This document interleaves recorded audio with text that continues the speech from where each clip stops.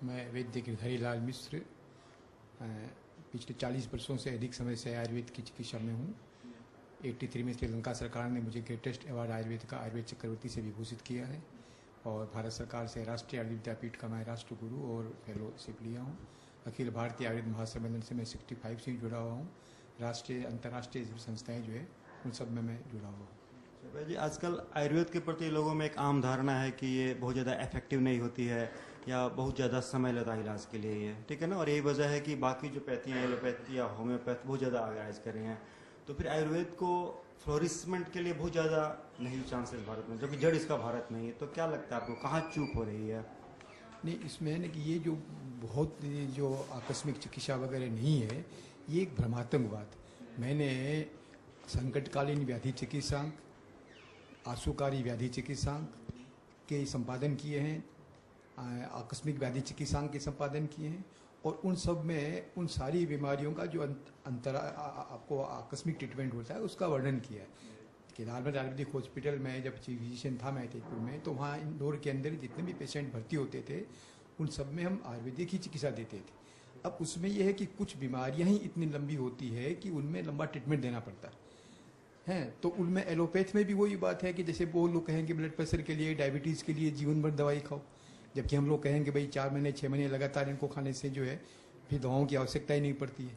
और बहुत से ऐसे आकस्मिक ट्रीटमेंट है, लेकिन उसका एक कारण ये भी कि आज बाजार में उस ढंग की दवाएं जो कम उपलब्ध है या उपलब्ध नहीं है। इसका कारण है कि जब से आयुर्वेद के अंदर क्लासिकल मेडिसिन के साथ साथ पेटेंट दवाएं बनने लगी और पेटेंट दवाओं की वजह से कंपनियां जो है वो पेटेंट दवाओं का अधिक प्रचार कर करके अधिक धन कमाने लगी, तो पेटेंट दवाएं तो उनकी प्रमुख हो गई, लेकिन उनसे क्लासिकल दवाओं का प्रोडक्शन बहुत कम हो गया, स्वर्ण घटित योगों का प्रयोग बहुत कम हो गया, चिकित्सक के हाथ में दवाई का निर्माण का काम नहीं रहा और इसलिए ऐसी दवाएं जो है, आकस्मिक दवाएं जो है वो बाजार में उपलब्ध कम होती है। सरकार का रवैया भी तो काफी विवक्षापूर्ण है आयुर्वेद के प्रति। उसका जो बजट होता है जीडीपी का काफी कम इन्वेस्ट करती है। 3% जो है बजट सिर्फ आयुष के लिए देती है, 97% जो है वो बजट एलोपैथ के लिए और 3% जो 3% में भी 5 पद्धतियां आयुष के अंदर है, तो उसमें आयुर्वेद को 1% से भी पूरा नहीं मिल पाता।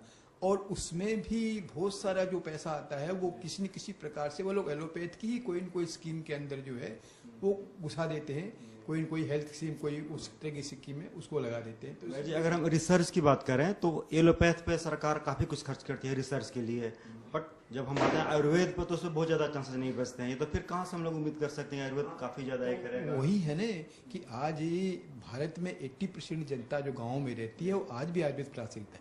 WHO ने भी सर्वे कराया और सर्वे कराने के बाद में उनकी रिपोर्ट के मुताबिक भी भारत में 67% जनता जो है आज भी आयुर्वेद से लाभान्वित होती है। अब होना चाहिए जिसकी जितनी भागीदारी, जिसकी जितनी है, यदि आयुर्वेद से 67% लोग लाभान्वित हो रहे हैं तो कम से कम उसको भी उतना बजट मिलना चाहिए, लेकिन बजट के क्षेत्र में जो है वो जीरो में है। जितनी भी संस्थाएं हैं जो रिसर्च के लिए काम कर रही है तो उनके लिए जो बजट आता है वो अधिकांश बजट तो उनके स्टाफ के सैलरी वगैरह में ही खर्च हो जाता है। आपको क्या लगता है आने वाले दिनों में आयुर्वेद भारत में, जिसका जड़ भारत में ही रहा है, क्या कुछ उम्मीदें हैं, अच्छी हैं उम्मीदें? नहीं, उम्मीदें तो अच्छी है क्योंकि एक तरफ विश्व के अंदर आयुर्वेद की जो पताका है वो ज़्यादा फहरा रही है और अमेरिका ने, रशिया ने, दूसरे देशों ने जो है इसको राष्ट्रीय अपनी चिकित्सा पद्धति के रूप में मान्यता दी है। वहाँ भी इसकी कॉलेजेस वगैरह चल रही है, वहाँ भी इसकी ग्रेजुएशन की और PhD तक की पढ़ाई हो रही है। तो इस तरह से धीरे धीरे विश्व की जनता में ये भावना बन रही है कि भाई आयुर्वेद जो है वो एक निरापद चिकित्सा पद्धति है, इसके कोई साइड इफेक्ट्स नहीं है और जो साइड इफेक्ट वो अधिक से अधिक अपना रहे हैं। जब एलोपैथिक ट्रीटमेंट करता है व्यक्ति तो ये महसूस करता है कि उसको कितने सारे साइड इफेक्ट्स हुए।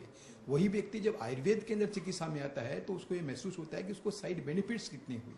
तो इस तरह से धीरे धीरे ये अपने बलबूते पर लोकप्रियता को प्राप्त कर रही है और विश्व का क्षेत्र इसका बढ़ता जा रहा है। आजकल के परिवेश में जहाँ पे मेट्रोपॉलिटन सिटी में नाइट शिफ्ट करना या बहुत सारी चीज़ों का आयुर्वेद अलाउ नहीं करती, फिर भी लोग करने को मजबूर हैं, ठीक है। तो फिर आयुर्वेद उन सब संदर्भ में कहाँ तक इफेक्टिव हो सकती है?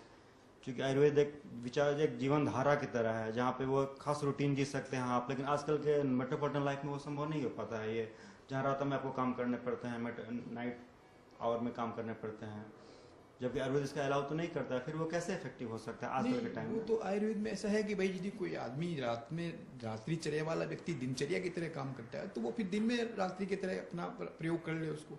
उसमें कोई जैसे जो आदमी पूरे रात भर जग करके है तो वो दिन में अपना सो करके उस नींद की क्षति को पूर्ति कर सकता है, उसमें कोई आपत्ति नहीं है। जहाँ तक औषधियों का भी सवाल है तो वो भी उसमें हेल्प करती है। आजकल डेंगू का काफी का असर है, अब तो दिल्ली के बाहर ये भारत के लगभग हर शहर में इसका ये पेशेंट नोटिस किए गए हैं। डेंगू से बचने के लिए क्या आयुर्वेद क्या उसका संक्षिप्त में सलाह देती है? नहीं देखिए, ये मच्छर के द्वारा जो काटने वाला होता है तो इस तरह के विषम ज्वर के पहले आयुर्वेद में भी बहुत सारे वर्णन है और आयुर्वेद में इसकी बहुत सारी दवाएं हैं। जैसे मान लीजिए मृत्युंजय रस है, लक्ष्मी विलास रस है, विषम ज्वालांतक रस है, ये सारी दवाएं जो है, तुलसी है, अदरक है, इस तरह के जो प्रयोग हैं वो डेंगू में बहुत उपयोगी है। अभी कुछ दिनों पहले मेरे पास एक पेशेंट का आया था कि जिसको प्लेट्स बहुत कम हो गए, उसके लिए मैंने बसंत मालती रस 1 गोली और लक्ष्मी विलास रस 2 गोली, इसका 10 गोली का कोर्स दिया। 2 गोली के हिसाब से 20 गोली लक्ष्मी विलास का, और 3 दिन के बाद ही उसका ब्लड टेस्ट कराया गया, एकदम प्लेट जो है वो एकदम नॉर्मल आ गए उसके। तो एक सिंपल बुखार होने के बाद कितने दिनों तक हमें वेट करना चाहिए कि डेंगू केस हो सकता है या नहीं?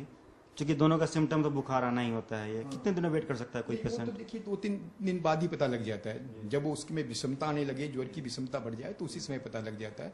और विषम ज्वर की जो दवाएं हैं वो देना शुरू कर देने से वो बुखार की उग्रता भी समाप्त होती है और वो डेंगू का भी असर खत्म होता है। Thank you. धन्यवाद।